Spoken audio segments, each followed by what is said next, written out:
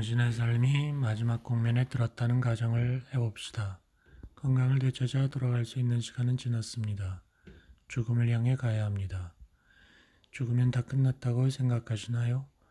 20세기 후반에 들어오면서 인류 역사상 최초로 죽음 뒤의 세계에 관한 과학적 연구가 시작되었습니다. 근사체험, Near Death Experience에 대한 연구죠.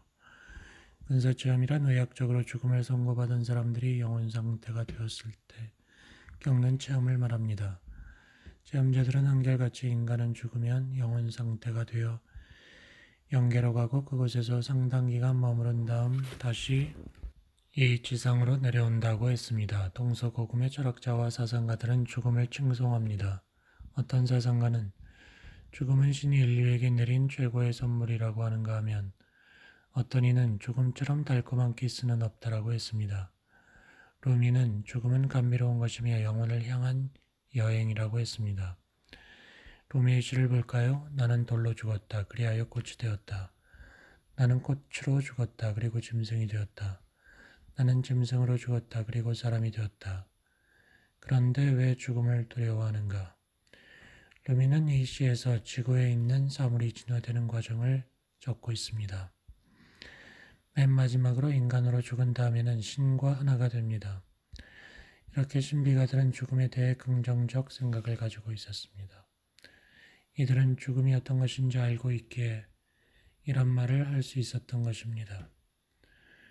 우리는 할 일이 있어 세상에 왔습니다. 이 일을 찾아 다 이루고 가야 이번 생이 완성됩니다. 근사체험자들의 위대한 귀중한 체험을 더 들어보면 우리가 이렇게 몸을 벗은 다음에나 홀가분함을 느끼는 게 아니라고 합니다. 이들은 하나같이 죽음이 거의 임박했을 때 죄를 막 빠져나가려고 할 때 이미 안온한 순간이 찾아온다고 말합니다. 우리가 물에 빠졌을 때 처음에는 물을 많이 먹어 숨을 쉴 수 없기 때문에 힘들 정도로 답답함을 느낍니다. 그러다 이게 어느 한순간을 넘어서면 안 좋은 느낌은 사라지고 편안한 느낌이 찾아온다고 합니다. 이때의 편안함 역시 설명하는 게 힘들다고 합니다. 산에서 발을 헛디뎌 조난을 당할 때에도 같은 상황이 일어납니다. 조난당한 사람은 처음에는 정신이 없지만 상황이 위급해지면 마음이 편안해진다고 합니다. 우리의 마음이 편안해지는 것은 의학적으로도 설명이 가능합니다. 임종이 닥치면 우리 몸에서 엔돌핀이 다량으로 방출된다고 합니다.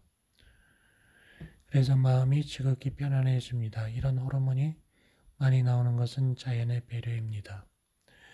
지금까지 간단하게 죽는 순간을 살펴보았습니다. 이렇게 보아도 저렇게 보아도 죽음이 두려워할 일은 아니지 않습니까? 죽는 순간도 그렇고 죽음 이후의 세상도 그렇습니다. 올바르게 살았다면 두려워할 게 없습니다. 근데 이제 내 삶이 몇 개월 안 남았다는 것을 알게 되니 지난 삶이 다르게 보이기 시작합니다. 나에게 남은 시간이 6개월입니다. 내가 평생 추구한 것이 아무 의미 없어 보입니다. 평소에는 이런 생각을 갖지 않습니다. 죽음이 임박하니 그제서야 세속적인 것들이 그림자처럼 실체가 없다는 것을 알게 됩니다.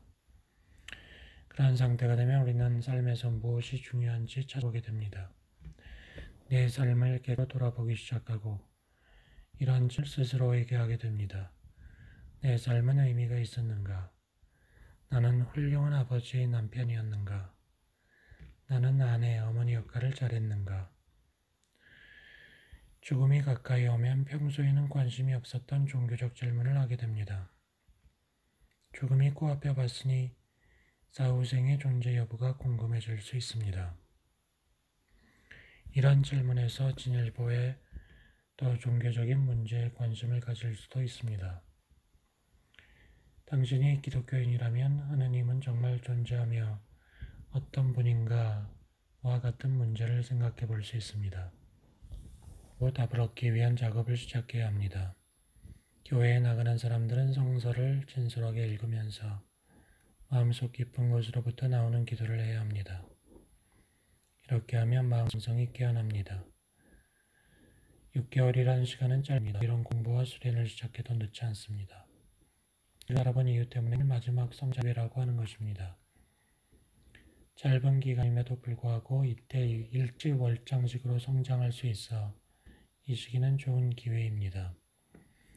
그런데 대부분의 우리는 어떻게 합니까? 죽음을 자신의 입장에서 적극적으로 맞이하지 못하고 죽음에 이끌려가는 경우가 많습니다. 조금 의식이 있을 때에는 무익한 연명치료에 매달립니다. 그러다 상황이 나빠져 의식이 왔다 갔다 하는 상태가 되면 인공호스를 끼우는 등 더 안 좋은 상태가 됩니다. 중환자실에 들어가면 기계가 대신 살아주는 꼴이 됩니다. 우리가 가장 피해야 할 죽음 가운데 하나가 중환자실에서 임종을 맞이하는 것입니다. 중환자실에서 건강을 되찾고 나온다면 문제가 없습니다만 그곳에서 죽게 되면 매우 끔찍한 일입니다.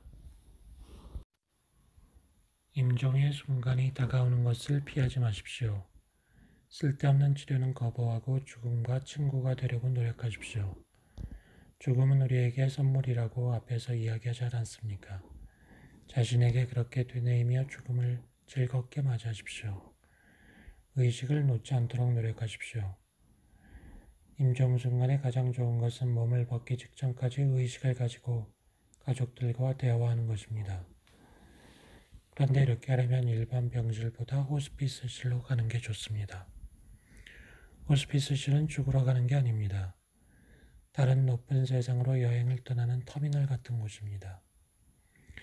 우리가 공항에서 비행기를 타고 하늘 높이 날아가듯 호스피스실에서 우리는 몸을 벗고 자유로운 영혼이 되어 날아갑니다.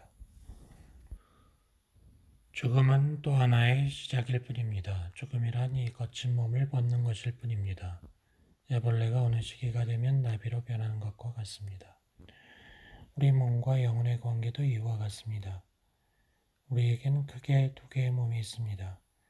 육체와 영체, 피지컬 바디와 사이킥 바디입니다.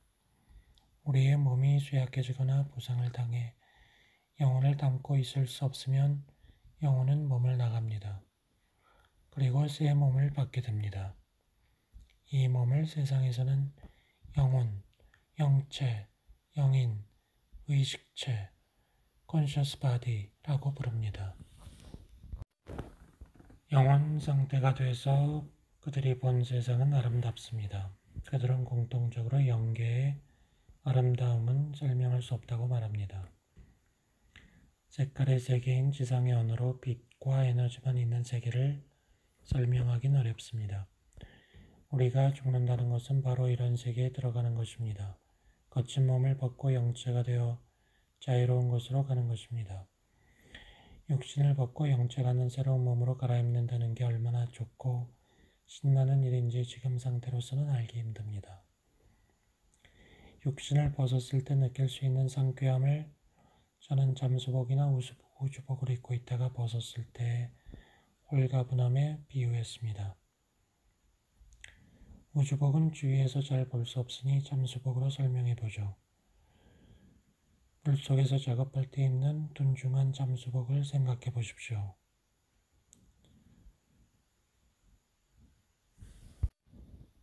그런 상태로 물속에서 일하다 작업을 끝내고 배 위로 올라옵니다. 잠수복을 벗고 평상복을 입습니다. 그때 얼마나 쾌적하겠습니까? 우리가 몸을 벗고 영체가 되었을 때 느끼는 자유로움이 이와 비슷하다 하겠습니다. 세간에서는 우리의 죽음과 관련해 9988234라는 재미있는 숫자가 유행합니다. 99세까지 빨빨하게 살다가 2, 3일 아프다가 죽는다. 4. 그러니까 가능한 한 오래 건강하게 살다가 2, 3일 아프다 죽고 싶다는 거죠. 이와 비슷한 이야기를 들은 적이 있습니다. 일본 어딘가엔 꼴깍사라는 절이 있답니다. 이 절에서 빌면 잠잘 때 꼭 꼴깍 보내준다고 한답니다. 그런데 이렇게 죽음을 맞이하는 데는 문제가 있습니다. 이렇게 임종을 맞이하면 본인은 좋겠지만 남은 가족들은 어찌합니까? 자신들이 사랑했던 부모나 배우자가 갑자기 이렇게 간다면 허망함과 슬픔을 멋지 않아요. 사랑한다고 한 번이라도 더 말하고 싶었는데, 미안하다고 내 마음을 전하고 싶었는데, 눈을 마주치고 한 번이라도 안아드리고 싶었는데, 그렇게 갑자기 가버리면 남은 사람들은 그 아픔을 어떻게 한단 말입니까? 이렇게 가는 것은 본인에게도 결코 좋은 게 아닙니다. 물론 그 전에 자기의 죽음을 다 준비했다면 문제가 없겠지만, 준비가 없거나 미흡하게 했다면 이런 죽음은 본인에게도 손해입니다. 그러면 어떻게 죽음을 맞이하는 게 좋을까요? 기왕 나온 김에 여기서 잠깐 언급하도록 하겠습니다. 워낙 중요한 문제라 좋은 죽음에 대한 생각은 앞으로도 계속 제시할 것입니다. 가장 이상적인 임종 모습을 간단하게 보면 이런 겁니다. 임종이 임박한 시점까지 건강해야 합니다. 몸은 노화되기 때문에 어쩔 수 없이 문제가 있을 수 있습니다. 그러나 의식은 깨어 있어야 합니다. 그렇게 있다가 임종이 코앞에 닥쳐오면 2주나 한 달 정도만 건강이 나빠지는 것이 좋습니다. 이승을 떠날 준비를 하는 것이죠. 앞에서 말한 것처럼 갑자기 이승을 떠나는 것은 좋지 않습니다. 2주나 한 달 정도의 시간이 있어야 준비를 하게 됩니다. 그런 시간을 보내다가 때가 되면 사랑하는 가족들 사이에서 편안하게 몸을 벗습니다. 이것은 이상적인 케이스입니다. 안타깝게도 이런 임종을 맞이하는 사람들은 적습니다. 대부분은 임종 전 몇 달 혹은 며칠 전부터 의식불명 상태로 혹은 의식이 오락가락하다가 죽게 됩니다. 임종을 맞이하려면 정말 많은 준비가 있어야 합니다. 죽을 때가 다 되어서 준비를 시작하면 늦습니다. 젊을 때부터 준비해야 합니다. 운동은 기본이고 음식도 조심해야 합니다. 운동도 규칙적으로 하고 나쁜 음식도 삼가야 합니다. 무엇보다 마음이 바로 서 있어야 합니다. 이같이 젊은 시절을 보내야 말년에 병원에서 비극적인 최후를 맞지 않을 수 있습니다.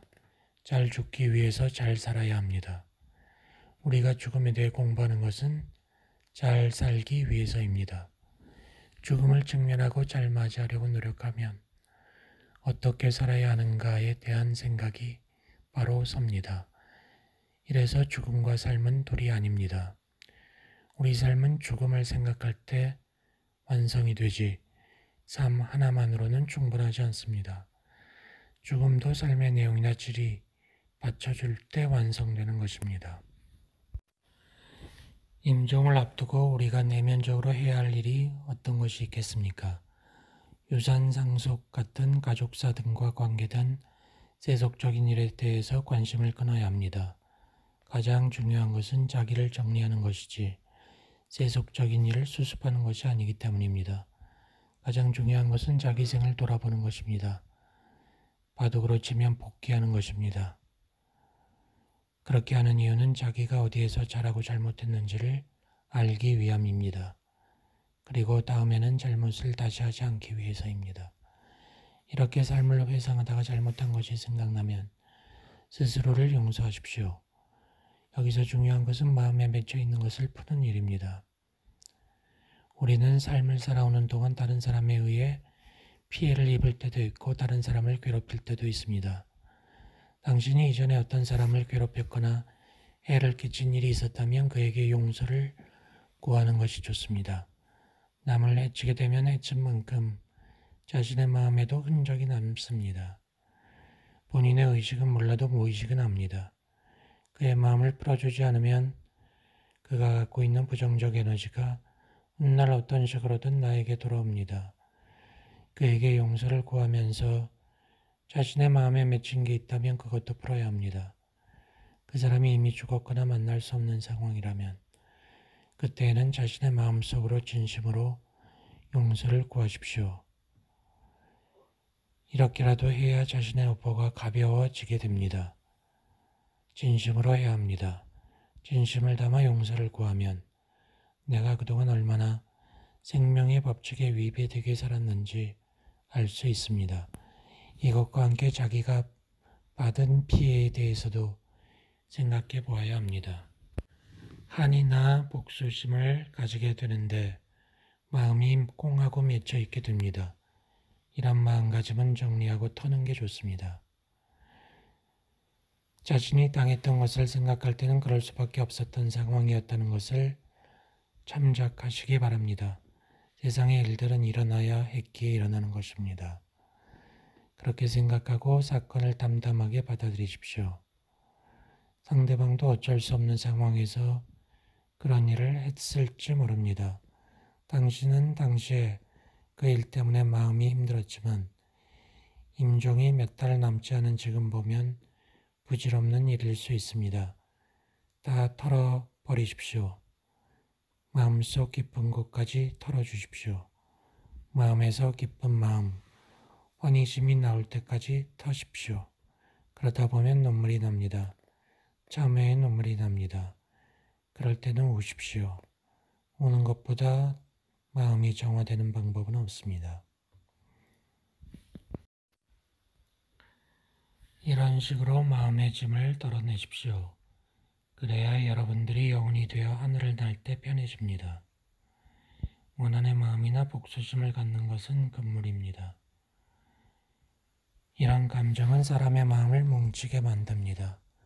우리 몸도 피가 뭉쳐있는 어혈이 있으면 병이 생깁니다. 어혈이 심해지면 암이 들 수 있습니다. 우리 마음도 원한 의식을 가지면 뭉치게 됩니다. 그러면 몸에서처럼 어혈이 생깁니다. 마음의 어혈은 몸의 어혈과 같은 작용을 합니다. 그러니 풀고 푸십시오. 마음을 놓으십시오. 살아생전엔 이런 일을 하기 힘들었겠지만 지금은 이번 생의 기간이 얼마 남지 않았으니 털어내기 쉬울 것입니다.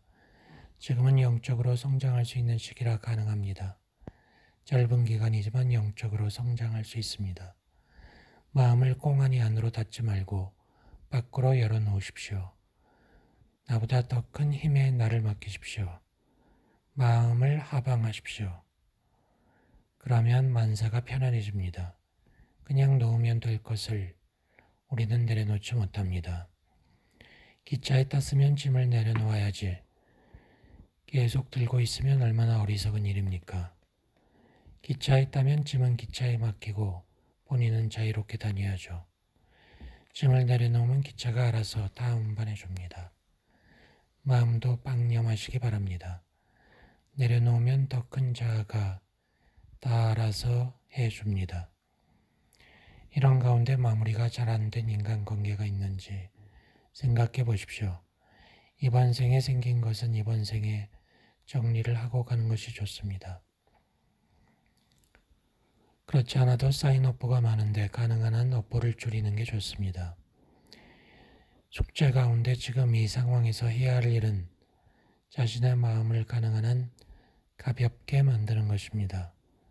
최고의 방법 중 하나는 종교를 공부하는 것입니다. 세계 종교에는 인류가 닦아온 지혜가 송두리째 있습니다. 그 종교를 공부하되 지금 임종이 얼마 안 남아있는 만큼 종교에서 가르치는 사후생에 집중해서 공부하십시오. 이렇게 준비하다 보면 가슴속에서 우러나오는 소리를 듣게 됩니다. 자신의 깊은 내면 속으로 들어가면 만나는 소리가 있습니다. 이웃의 봉사라는 것이 그것입니다. 이 소리에 따라 봉사하지만 그 일을 가지고 보상받으려는 마음이 들지 않습니다. 그렇게 하지 않으면 본인이 못 견딥니다. 봉사자들은 다른 사람을 위하는 삶을 살아야 본인의 삶이 좋아집니다. 주위를 둘러보십시오. 자신이 집에 있든 병원에 있든 봉사할 일이 있습니다. 가족들이 있고 의료진들이 있어 본인이 할 일이 없을 것 같지만 할 일이 있습니다. 당신처럼 인간의 삶과 죽음 문제에 눈뜬 이만이 할 수 있는 일이 있습니다. 병원이나 요양원에 있다면 주위 환자들에게 빛을 줄 수 있습니다. 당신이 그들과 체험이나 지혜를 공유한다면 그들에게 힘이 될 것입니다. 그렇게 그들을 도우면 그것으로 끝나는 것이 아닙니다. 당신은 몇 배로 보답을 받습니다. 이것이 사랑과 봉사의 비밀입니다. 너무나 자명한 것입니다. 이 세계는 내가 준 만큼 돌려받게 되어 있습니다. 아니, 그보다 훨씬 많이 돌아오게 되어 있습니다. 상승작용이 일어나기 때문입니다. 하나가 둘이 되고, 둘은 넷이 되고, 넷은 16이 됩니다. 사랑과 봉사의 효과는 기하급수적으로 늘어납니다. 그러면 삶의 태도를 바꾼 당신에게는 어떤 변화가 생기나요? 이때 생기는 변화는 당신이 이번 생을 살면서 한 번도 겪어보지 않은 것일 수 있습니다. 가장 큰 변화는 세상이 말할 수 없이 생생하게 보인다는 것입니다. 하늘이 파랗게 보입니다. 지금 내 옆에 있는 사람들은 말할 것 없고 지나가는 사람들도 사랑스럽습니다. 전부 좋은 사람처럼 느껴집니다. 이런 느낌은 내가 이곳을 떠난다고 생각하기 때문에 드는 것입니다. 이곳의 풍경이나 사람들을 볼 날이 얼마 안 남았다고 생각하니 하나하나가 귀한 것입니다. 이런 상태는 우리가 여행 갔다 왔을 때와 비슷합니다. 오랜 여행 끝에 돌아오면 마음이 차분히 정리되고 사물이 새롭게 보입니다.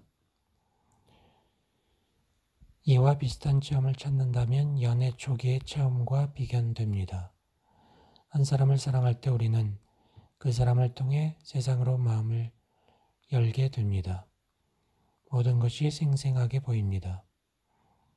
예전엔 보름달이 저렇게 밝은지 몰랐다 라는 말을 하게 됩니다. 임종 체험은 여행 체험보다 더 강력하고 오래 지속됩니다. 주위 사람들은 당신의 얼굴에서 빛이 난다고 할 것입니다.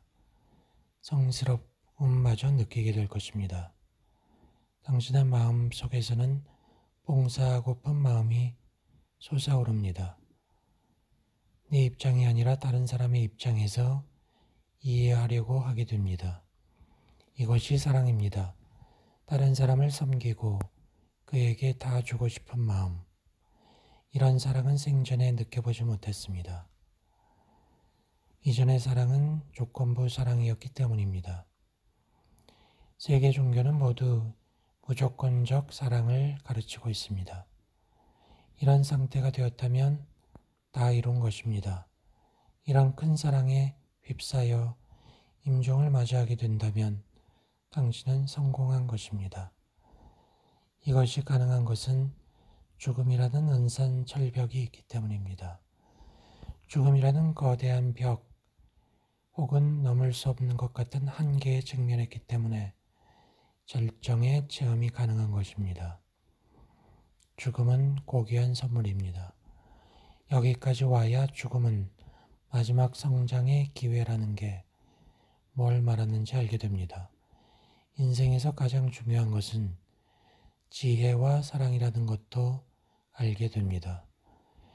유대교에서는 우리가 죽을 때 가지고 갈 수 있는 것은 배움과 사랑밖에 없다고 했는데 그 말을 알게 됩니다. 이제 몸을 벗는 시간이 다가옵니다. 이 순간이 다가오는 것은 누구나 알 수 있습니다. 자신이 언제 몸을 벗을지도 알 수 있습니다. 앞에서 말한 것처럼 정신을 깨끗하게 보존했을 때 이런 일이 가능합니다. 우리의 정신은 오묘해서 깨끗하게 유지하면 놀라운 능력이 생깁니다. 죽음이 임박하면 신체의 상태도 달라집니다. 임종을 맞이해서 육체가 알아서 바뀌는 것입니다. 섭취하는 음식이나 음료량이 떨어집니다. 잠도 많이 자고 소변도 줄어듭니다. 가래도 많이 끓지만 이런 것 말고도 또 변화가 있지만 크게 신경 쓸 필요 없습니다. 이런 상태로 있다가 눈앞에 이후의 영상이 보일 수 있습니다. 자동차나 마차 같은 것이 보이는 경우가 있습니다. 먼저 돌아가신 부모님이 보이는 경우도 있습니다. 그분들의 영혼이겠죠. 그들과 대화할 수도 있습니다. 먼저 가신 부모님의 영혼이 보인다는 것은 저쪽 세상으로 가까이 갔음을 뜻합니다. 이곳 물질계에 있는 사람들은 영계가 보이지 않습니다. 영계에서는 이 물질계가 보입니다. 부모님들은 당신이 영의 세계로 올 것이라는 것을 알고 마중 나온 것입니다. 당신이 아는 영혼들 외에 전혀 모르는 영혼이 보일 수도 있습니다. 이 영혼들이 어떤 영혼인지는 각 케이스마다 다릅니다. 그러나 만일 영혼이 환상으로 나타난 것이 아니라 실제로 나타났다면 그들은 당신을 영계로 안내하기 위해 온 영혼일 수 있습니다. 당신과 인연이 깊은 영혼이라 할 수 있습니다. 어떤 환자는 저승사자가 자신을 잡으러 왔다고 실토하는 경우도 있습니다. 저승사자는 없습니다. 영계에서 온 영혼은 영혼을 안내하기 위해 온 것인데 그 환자는 그것을 꼭 해야 한 것입니다. 이것은 죽음에 대한 공포가 많은 사람이 자신의 두려움을 외계에 투사해 안내령을 그렇게 무섭게 본 것입니다. 영계에서는 어느 누구도 강제로 누구를 데려갈 수 없습니다. 우리는 사후세계에 관심을 가져야 합니다. 해외여행을 떠난다고 해도 만반의 준비를 하는데 죽음을 맞이할 때 죽음 이후의 상황에 대해서 배우려고 하지 않는 것은 말이 되지 않습니다. 확률 게임이라고도 볼 수 있습니다. 확률로 보면 사후세계에는 있거나 없거나 둘 중에 하나입니다.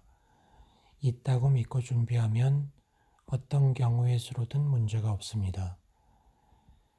사후세계가 존재하지 않는다면 어차피 없는 것이니 문제가 없는 것이고 사후세계가 존재한다면 준비를 다 해놓았으니 문제가 없습니다. 그러니 사후세계를 공부하는 것이 좋습니다. 우리가 사후세계에 대해 관심이 없는 것은 너무나 물질계에 빠져 있기 때문입니다. 물질계만 존재한다고 생각하기 때문이죠. 이 생각이 잘못되었다는 것은 지금의 인류들은 여러 경로를 통해 알게 되었습니다. 선지자들의 가르침이 있었고 과학적인 연구도 존재합니다. 사후세계가 존재한다는 것이 많이 알려져 있게 되었습니다. 우리는 사후세계에 대해 확실한 지식을 가지고 준비해야 합니다. 불교나 기독교 같은 종교에서는 사후에 천당과 지옥이 있다고 합니다. 이것은 틀린 것은 아니지만 영계에는 천당이나 지옥으로 생각할 수 있는 공간이 있지만 이전 종교에서는 우리의 영혼이 어떤 원리로 천당이나 지옥에 가는지 정보를 주지 않았습니다.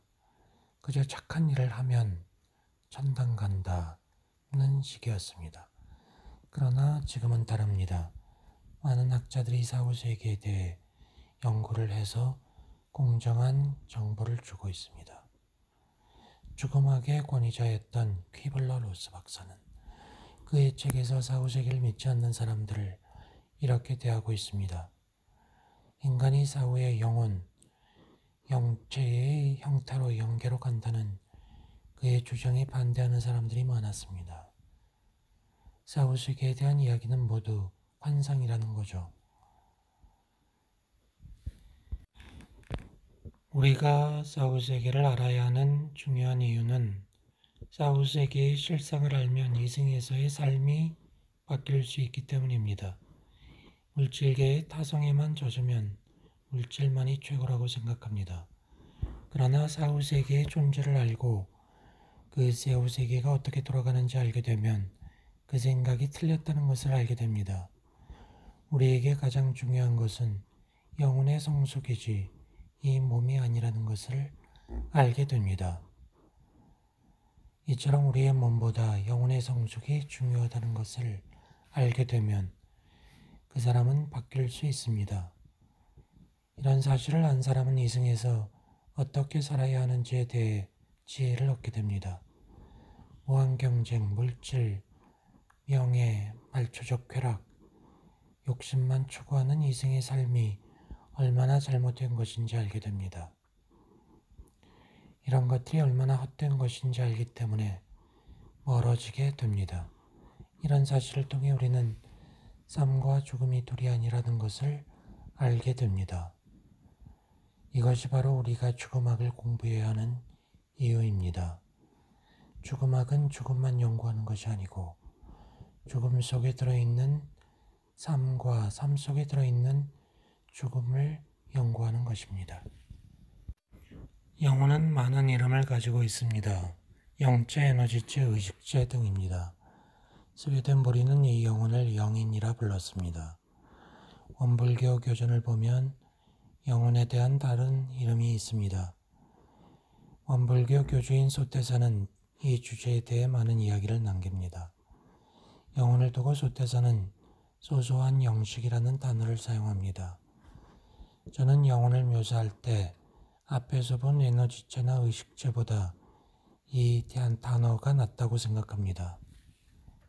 영이면서 의식작용도 있다는 영식이라는 말이 좋다고 봅니다. 영혼이 에너지로 구성되어 있다고 해서 단지 에너지체라고 하는 것보다 혹은 영혼이 의식작용을 갖고 있어 단지 의식체라고 부르는 것보다 영적인 의식체라는 의미에서 영식이라는 말이 좋습니다. 소소한이라는 단어는 밝고 밝다는 뜻인데 이것도 잘 표현된 말입니다. 우리 인간이 의식하는 작용을 갖고 있는 것은 밝은 일 아니겠습니까? 무생물이나 식물에게는 이런 능력이 없습니다. 오직 인간만이 내가 존재하는 것을 알고 있고 그런 능력으로 객관적 세계가 있다는 것을 알고 있으니 얼마나 밝은 능력입니까? 다음에 계속되는 소태산의 설명은 재밌습니다. 우리의 영식은 화재보험 증서와 같다는 것입니다. 우리가 재산을 화재보험에 가입하면 불이 나도 모두 변상받을 수 있죠. 마찬가지로 우리가 죽으면 육체는 없어지지만 우리의 영식이 없어지지 않고 존재하면서 다른 육신을 받는 것이 화재보험 증서 한 장이 다시 새 건물을 만들어내는 것과 같다는 것입니다. 전통 불교의 입장에서 우리가 나고 죽는 것은 옷 한 번 갈아입는 것과 다르지 않다고 합니다. 그런데 이 원리를 아는 사람은 전체적 시각에서 삶과 죽음을 조망하면서 영생의 즐거움을 찾는 것에 비해 그렇지 못한 사람은 삶이 괴롭고 초조할 것이라고 덧붙이고 있습니다. 육신이 옷에 불과하다고 생각하는 사람은 육적인 욕망에 끄달리지 않을 것입니다. 영혼을 부르는 이름이 이렇게 다양하지만 그 내용은 같습니다. 영혼은 자기를 의식할 수 있는 능력을 가지고 있으며 무한대의 정보가 저장될 수 있는 에너지체입니다. 이 영혼에는 해당 영혼이 언제인지 알 수 없는 과거로부터 해왔던 모든 것이 저장되어 있습니다. 이러한 정보는 카르마의 법칙의 지배를 받는데 우리는 카르마의 법칙에 따라서 환생합니다. 현재는 단지 거듭되었던 우리의 환생을 기억하지 못하고 있을 뿐입니다. 이러한 기억은 꿈에서 재현될 수도 있고 최면을 통해서도 알 수 있습니다. 이번 생에 그것을 기억하지 못하는 것은 자신을 보호하기 위한 방책일 수 있습니다. 이 영혼에 저장된 정보들은 때가 되면 발현해 그에 맞는 결과를 만들어냅니다. 이런 이치를 알면 어느 누구도 다른 사람을 해치지 않을 것입니다. 마음속으로라도 다른 사람을 나쁘게 하려는 생각을 갖지 않을 것입니다. 모든 행동과 생각은 저장되기 때문입니다. 이것을 불교에서는 알라야 의식이라고 말합니다. 죽은 사람을 유가족들이 너무 흔들어대거나 슬퍼 울거나 하는 것은 좋지 않습니다. 죽은 사람의 영이 안정적으로 빠져나가는 것을 방해하게 됩니다. 이웃나라 일본에서 유행한 노래를 소개해 드립니다. 천의 바람이 되어라는 곡입니다. 원곡은 미국의 인디언들이 부르던 것이라 합니다. 이 노래는 이렇게 시작합니다. 나의 무덤 앞에서 울지 마세요. 나는 그곳에 없어요. 자기 자신을 위해 울 필요가 없다고 말합니다. 자신은 천 개의 바람이 되어 하늘을 날고 있기 때문입니다. 다음에는 가을에는 빛이 되고 겨울에는 눈이 되며 어두울 때는 별이 되어 당신을 지켜주겠다는 가사가 이어집니다. 이 가사는 우리가 죽은 뒤에 어떻게 된다는 것을 아는 사람이 지은 것 같습니다. 그렇지 않고서야 이렇게 정확하게 인간 사후를 짚어낼 수 있겠습니까? 무덤에 자기 자신이 없다는 것부터가 그렇습니다. 영혼이 떠난 몸은 벗어버린 허물에 불과합니다. 매미는 이미 자유롭게 날고 있는 것입니다. 자신은 하늘을 자유롭게 날면서 오히려 지상에 사는 사람들을 지켜주겠다고 말합니다. 이것도 맞는 말입니다. 지상은 많은 갈등과 사고가 도사리고 있어 삶이 위태롭습니다. 그러나 영계의 세계는 자유롭습니다. 그러니 걱정되는 것은 지상의 사람들이지 영계의 영혼들이 아닙니다. 영계로 가면 이런 사정을 알기 때문에 그곳에 있는 영혼들이 오히려 지상 사람들을 걱정하는 것입니다. 우리도 이 노래를 잘 음미하면서 많은 사고로 맞는 인간의 죽음을 다시 한번 생각했으면 좋겠습니다. 지인의 죽음을 맞이했을 때 의연하게 대처하기 위해서는 인간의 죽음과 그 이후의 삶에 대해서 알아야 합니다. 이제 육신을 다 벗었습니다. 당신 앞에는 영계가 있습니다. 몸을 벗는 것과 관련해 하고 싶은 이야기가 많았습니다. 이제 영계로 들어왔는데 여기에서 당신은 생전에 지상에서 들어왔던 영계의 모습과 다른 점을 느낄 것입니다. 우리의 영혼들이 사는 세계란 하늘 저 높은 곳에 있다고 생각합니다. 이런 생각이 꼭 틀린 것은 아닙니다만 영계를 물질계의 연장으로 생각한 점에서 문제가 있습니다. 영계는 물질계의 연장이 아닙니다. 단지 차원이 다른 것입니다. 영계는 4차원이 되는 것입니다. 높은 차원은 낮은 차원을 감싸고 있습니다. 그래서 높은 차원에 있으면 낮은 차원에서 이루어지는 일을 알 수 있습니다. 영혼들은 마음만 먹으면 지상에서 이루어지는 일을 볼 수 있습니다. 영계에 처음 들어오게 되면은 자기의 까르마에 대해서 알게 됩니다. 우리는 한평생을 살면서 왜 내가 현생의 부모 밑에 태어나 지금 남편이나 아내를 만나 이렇게 살고 있는지 모릅니다. 왜 나는 갑자기 사고를 당해 장애인이 됐는지, 왜 남편은 평생 술 먹으며 나를 괴롭혔는지 모릅니다. 우리는 살면서 여러 사건을 겪게 되는데 왜 그런 사건이 일어났는지 모르는 거죠. 그런데 영계로 들어왔을 때 우리는 자신이 이해하지 못했던 이런 사건이 왜 일어났는지 알게 됩니다. 까르마를 알게 되는 것입니다. 우리의 생은 이 까르마에 의해 디자인되어 있었던 것입니다. 우리 대부분은 까르마의 법칙에 대해 모릅니다. 그래서 어떤 나쁜 사건이 터지면 왜 이런 일이 생기냐고 의아해야 합니다. 사고로 자식을 잃으면 나는 아무 잘못도 하지 않았는데 왜 이런 일이 일어나는가 하면서 불만을 토로합니다. 이런 모든 사건은 까르마에 의해 결정되어 있습니다. 이 세상에 일어나는 모든 일은 까르마 법칙을 따릅니다. 일어날 수밖에 없는 것인데 살아생전에는 그걸 알지 못했던 것이죠. 이것은 근사체험자들이 하는 이야기와 일치합니다. 근사체험자들은 한결같이 빛의 존재와 만났을 때 자기의 까르마에 대해서 알게 된다고 합니다. 왜 이때 우리의 지혜가 갑자기 커지는 걸까요?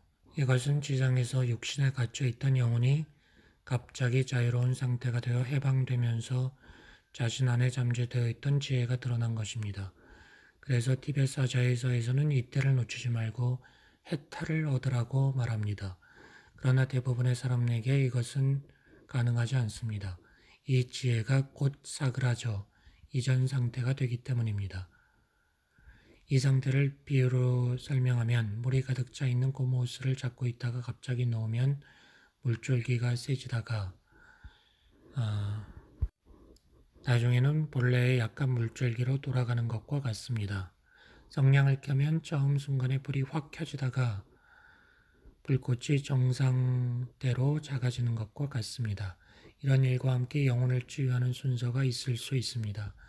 선지자에 따르면 영계에 갓 들어온 영혼들은 치료받는 순서가 있습니다. 빛 같은 것이 영혼을 어루만져 준다고 합니다. 일종의 응급치료죠. 영계에 들어와 처음 맞이하는 곳이 사실 당신이 이 영계에서 머물게 될 곳은 아닙니다. 거쳐가는 곳입니다. 연옥과 비슷한 곳이죠. 여기에서 우리는 먼저 이곳에 온 친지들을 만납니다. 그런데 이곳에서 만난 이들을 만났다가도 인연이 아니면 바로 헤어진다는 것입니다. 부모든 배우자든 서로 진동수가 맞지 않으면 같이 있는 것이 불가능해집니다. 지상에서 같이 부부로 살았던 사람이 다시 만나도 잠깐 인사만 나눈 뒤 헤어진다고 합니다. 선지자들의 이야기인데 쉽게 믿기지는 않습니다. 죽은 다음에 처음에 하게 되는 것은 자기의 삶을 점검하는 복습입니다. 복기를 하는 것입니다. 해당 영혼이 가야 될 곳을 가기 전에 자기의 영적인 민낯을 스스로 보게 되는 것입니다. 여기서는 자기를 아무리 위장하려 해도 안 됩니다. 위선적인 태도가 통하지 않습니다. 우리 인간이 삶을 사는 이유는 자신을 초월해 우리의 본향인 우주의식 혹은 신과 하나 되기 위해서입니다. 그 이상의 목표는 없습니다. 모든 강이나 시내가 바다로 흘러들어가 하나가 되듯이 우리도 우주의식으로 돌아가는 것입니다. 자신을 돌아보고 이곳에 온 목적을 생각해 보십시오. 마지막 복귀의 시간에 악행이나 위선만 드러나는 것이 아니라 순수한 마음도 드러납니다. 이러한 원리를 알면 지상에서 어떻게 살아야 하는지 알게 됩니다. 여기서 말하는 잘 산다는 것은 물질적으로 잘 사는 것이 아닙니다. 잘 사는 좋은 삶이란 순수한 사랑으로 주위 사람들을 얼마나 보살폈는가와 지혜에 대한 공부를 얼마나 많이 했느냐와 관련된 것입니다. 이것이 자신의 선한 가르마입니다. 다시 말해서 주위에 대한 선행 그리고 자기 자신에 대한 공부 이 두 가지가 중요한 것입니다. 영능자의 이야기를 영화로 만든 것이 식스 센스가 있고 또 미국의 메리 윈코스키라는 사람을 드라마로 만든 것이 고스트 위스퍼러입니다. 우리나라 영화로는 쌍갑보차 같은 영화들이 있습니다. 드라마가 있습니다. 왜 영계에서는 내 생각이 그대로 바깥 세계를 만들어낸다고 하는 것일까요? 일체유심조의 능력이 있기 때문입니다. 좋지 않은 상태를 벗어나려면 생각만 바꾸면 됩니다. 이 간단한 일을 우리 대부분은 쉽게 하지 못합니다. 우리는 자신이 만들어 놓은 함정에서 빠져나오지 못합니다. 자기의 생각에서 빠져나오지 못하는 것입니다. 불교의 정토종에서는 극락에 가기 위해서는 아미타불의 이름을 10번 외우면 몸이 벗었을 때 극락으로 간다고 말합니다. 무량수경, 아미타경, 관무량수경에 묘사되어 있는 정토를 보면 앞에서 설명한 영계의 모습과 일치합니다.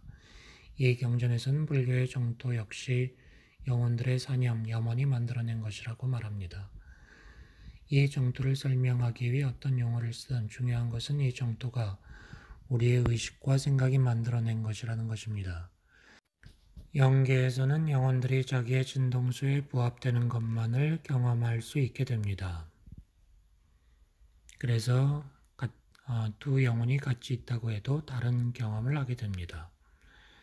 이것을 간주관적인 상태, 인터서브젝티브 상태라고 말할 수 있습니다. 여러 주관체들이 자신의 사념을 가지고 공통으로 파악하는 상태를 말합니다. 이것은 여러 영혼들이 마음을 모으면 공통된 세계를 경험할 수 있게 된다는 의미이기도 합니다. 다른 말로 하면 어떤 일정한 영역의 영적인 세계는 여러 영혼들이 서로의 진동수의 공명에 같이 만드는 세계라고 할 수 있습니다. 이 불교 경전에서 말하는 정토 세계의 모습을 더 소개하면 부타는 아난다에게 이렇게 말합니다. 이 극락 정토에는 육즙이나 설탕 같은 음식물이 필요하지 않다. 어떤 음식이 먹고 싶다고 생각하면 그것이 생겨나기 때문이다. 일체 유심조를 가장 잘 체험할 수 있는 곳이 영계입니다. 이 교리를 있는 그대로 따르면 외부 세계는 우리의 마음이 창조한 것인데 물질계에서는 그런 생각에 공감하기 힘듭니다. 물질계는 영계처럼 생각하는 순간 물건이 즉시 만들어지는 게 아니기 때문에 내 마음과는 무관하게 움직이는 것처럼 보이기 때문입니다. 물질계는 물질로 구성되어 있어 둔탁하고 거칩니다. 그래서 마음이 작동하는 시간도 오래 걸립니다. 다만 오래 걸릴 뿐이지 일체 유심조가 작동하는 것은 사실입니다. 그런데 불교 교리에서 이처럼 물질계도 일체 유심조라고 하면 우리는 믿지 않게 되는 것입니다. 이것은 그냥 넘어가고 불교 이야기가 좀 길어졌습니다. 불교는 우리의 주제와 관련해서 설명할 거리가 많다 보니 이렇게 되었습니다. 이런 이야기를 통해 우리는 뭘 배울 수 있을까요? 이런 이야기를 진정으로 받아들이는 사람은 지상에서 살 때 자신의 영혼을 맑고 깨끗하게 만들기 위해 최선을 다할 것입니다.